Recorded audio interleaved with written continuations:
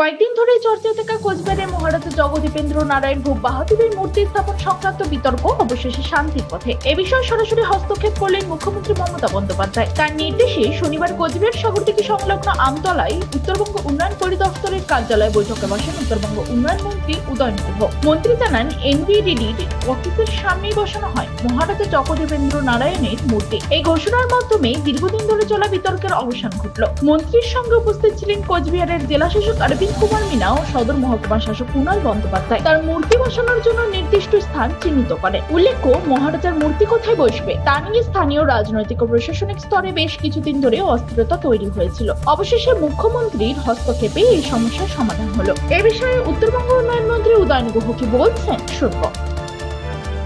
কাল তো কাজ বন্ধ রাখা হয়েছিল। আজকে কিছুক্ষণ আগে দেখা গেল যে পরিমল বর্মন, খোকন মিয়া তারা এসে এখানে আবার গর্ত করে সেখানে মহারাজার ছবি লাগিয়ে দিয়ে গেল এবং তাদের দাবি যে এখানেই করতে হবে। এখন বিষয়টা কোন পর্যায়ে আছে? আমরা তো এখানেই করব বলে ঠিক করেছি, কিন্তু মহারাজার প্রতি শ্রদ্ধা ভক্তি আমাদের কারো চাইতে কম নেই। কিন্তু একটা মূর্তি বসবে, সেই মূর্তিটা বসাতে হলে তার একটা বেদি তৈরি হবে। সেই মূর্তিটাকে রক্ষণাবেক্ষণ বা গার্ড দেবার জন্য একটা ফেন্সিংয়ের দরকার হবে। তা আমি এখানে এসে দেখলাম যে ওই মূর্তি বসানো, একটা বেদি করে মূর্তি বসানো, তার চারপাশে ফেন্সিং করলে পরে আমাদের অফিসে ঢোকার গেটটা বন্ধ হয়ে যাবে। এটা আমরা মূর্তি বসাবো 10 ফিট হয় ডান দিকে, না হলে 10 ফিট বাঁদিকে সরিয়ে গিয়ে, কোনো সমস্যা নেই। তাহলে অফিসের গেটও বন্ধ হবে না, মূর্তিও মূর্তির মতো বসবে এবং সেখানে সবাই শ্রদ্ধাও জানাতে পারবেন। সমস্যাটা কোথায় আছে? কিন্তু আমাদের দপ্তরে কোনো চিঠি, আমাদের দপ্তর একটা সরকারি অফিস এবং দুটো ভাইটাল অফিস, এনবিডিডি অফিস এবং নিচে WBSRD এর অফিস।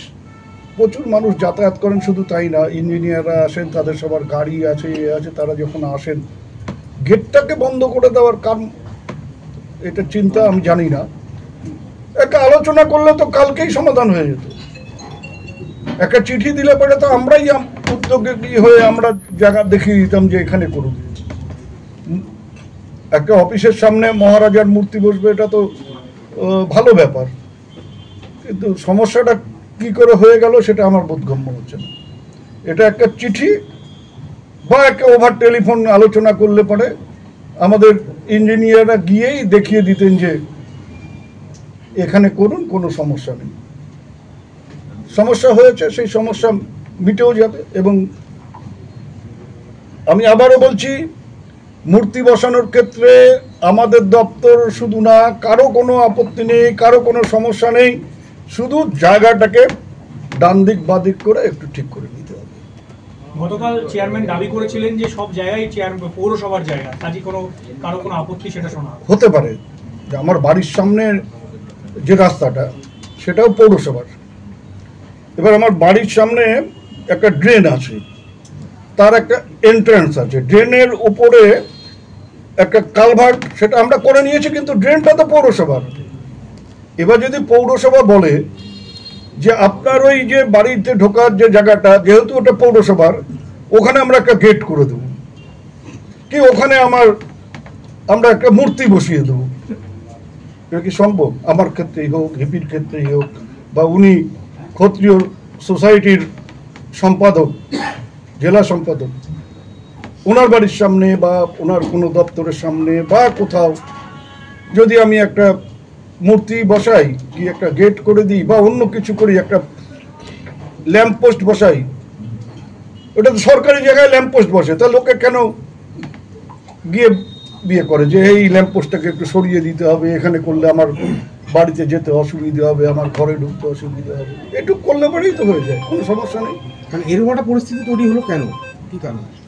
এইরকম কেন পরিস্থিতি তৈরি হলো, যারা পরিস্থিতিটা তৈরি করলেন তারা এটা ভালো করে বলবেন, এটা আমার পক্ষে বলা সম্ভব না। আমি কি সমন্বয়ের কোনো অভাব রয়েছে? আমি বললাম তো যে আমার পক্ষে এটা বলা সম্ভব না, কারণ আমি কালকে 2:30 কি 3টে নাগাদ খবর পেয়েছি। খবর পেয়ে আমি দুটো কাজ করেছি।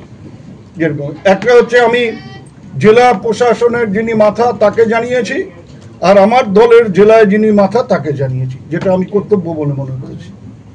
অর্থাৎ আমি জেলা শাসককে জানিয়েছি, আমার কুচবিহার জেলার নেতা অভিজিৎ ভৌমিককে আমি জানিয়েছি যে এরকম সমস্যা হচ্ছে বা একটা অফিসের সামনে এটা হচ্ছে, এটা দেখা উচিত। এবার প্রশাসন কি ব্যবস্থা নিয়েছে সেটা তাদের ব্যাপার। একজন কাজ শুরু করছে আর একজন বন্ধ করছে, মানে একটা অভিযোগ করছে যে দুপক্ষই অতি সক্রিয়তা দেখাইছে। কে আমি শুরু করেছে সেটাও আমি জানি না, কারো কোনো বোর্ড লাগানো দরকার। আমরা তো অনেক সময় দেখি মেন অ্যাট ওয়ার্ক পিডব্লিউডি লেখা থাকে, মেন অ্যাট ওয়ার্ক পিএইচই বলে লেখা থাকে। এখানে তো আমি কোনো দেখলাম না যে মেন অ্যাট ওয়ার্ক বিয়ে কি বলে পৌরসভা কুচবিহার মিউনিসিপ্যালিটি, সেরকম কোনো বোর্ডও ছিল না।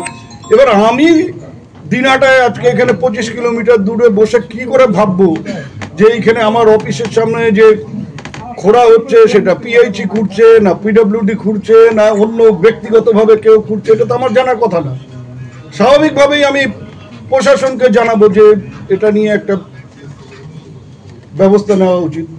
কে বা কারা এটা দল বিলং করেন সেই একই দল তো আর মিউনিসিপ্যালিটি। বাবা আমি তো জানিই না যে মিউনিসিপ্যালিটি খুঁড়ছে, আমি জানিই না যে এখানে রাজার মূর্তি বসবে, কেমন করে জানবো? মানে সে কি কারণে আপনাকে জানানো এখন কেউ যদি ভালোবেসে এখানে উদয়ন গুহর মূর্তি বসাতে চায় তাহলে মেনে নেওয়া যাবে। এবার রাজার মূর্তি বসবে, রাজাকে সম্মান জানানোর জন্য, তার জন্য একটা। এবার যদি কেউ ইয়েতে ঢোকার সময়, অফিসে ঢোকার সময় সব সময় বলতে থাকে এখানে এটা করে কি সমস্যা তৈরি হয়েছে, তা না করে একটা সুন্দরভাবে রাজাকে শ্রদ্ধা জানিয়ে ভক্তি জানিয়ে লোকে এসে অফিসে ঢুকবে, এর চাইতে ভালো আর কি হয়। দাদা বলছি যে আপনি বলছেন যে মূর্তি ওখানে বসতে কোনো সমস্যা নেই, একটু এদিক ওদিক করেই বসতে পারে। হ্যাঁ, তাহলে প্রথম আলোচনাটা কে করবে, এগিয়ে কে আসবে? আপনারা আসবেন? আমি জেলা শাসক এবং মহকুমা শাসক যিনি পৌরসভার সাথে জড়িত তাদের আমি আসতে বলেছি। আমার দায়িত্ব হচ্ছে জায়গাটাকে চিহ্নিত করে দেওয়া যে এখানে মূর্তি বসলে কোনো সমস্যা হবে না, সেইভাবে ওনারা ঠিক করবেন। এবার কার সাথে কথা বলবেন না করবেন সেটা ওদের ব্যাপার, কারণ আমাকে এখন পর্যন্ত কেউ জানায়নি যে কারা মূর্তি বসাচ্ছে। সরকারিভাবে আমি কিছু জানি না। মিউনিসিপ্যালিটি চেয়ারম্যানের সঙ্গে কোনো আলোচনা হচ্ছে? আমি সরকারিভাবে জানি না কারা মূর্তি বসাচ্ছে। তবে বিতর্কিত বিষয়টির সমাধানে প্রশাসনিক স্তরে মুখ্যমন্ত্রীর সক্রিয়তা শান্তি ফিরিয়েছে কোচবিহারে। মহারাজার স্মৃতিকে সম্মান জানাতে এবার স্থায়ীভাবে করা হবে মূর্তি। কোচবিহার থেকে নিজস্ব প্রতিনিধি রিপোর্ট, টাইমস 14 বাংলা।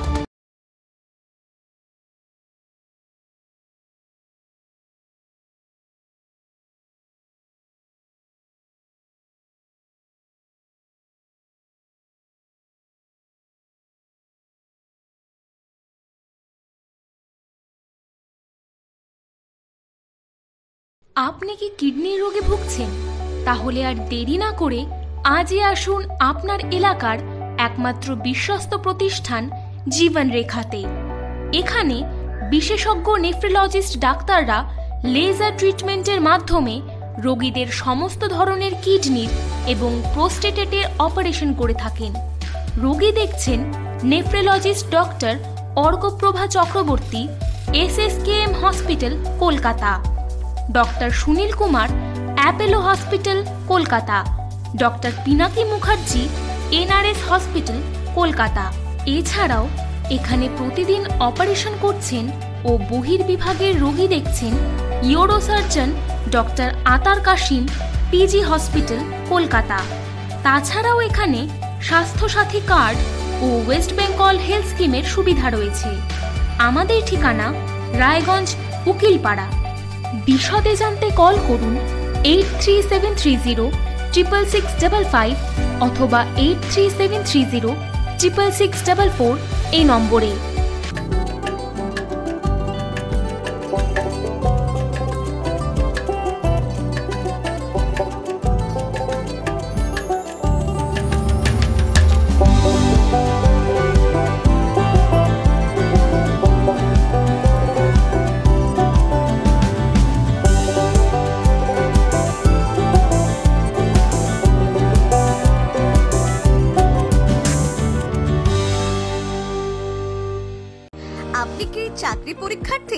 চাকরি পরীক্ষার বই খুঁজছেন? তাহলে আজই চলে আসুন সৌর বুক অ্যান্ড ম্যাগাজিন সেন্টারে। এখানে BSc, WBCS, bank, rail, ICDS, nursing, ANM এবং জিএনএম সহ কেন্দ্রীয় ও রাজ্য সরকারের সকল চাকরির পরীক্ষার বই ও ম্যাগাজিন পাওয়া যায়। আমাদের ঠিকানা খড়িমোড়, মোহনবাটি, রায়গঞ্জ। বিস্তারিত জানতে যোগাযোগ করুন 9002904090 অথবা 9434347016।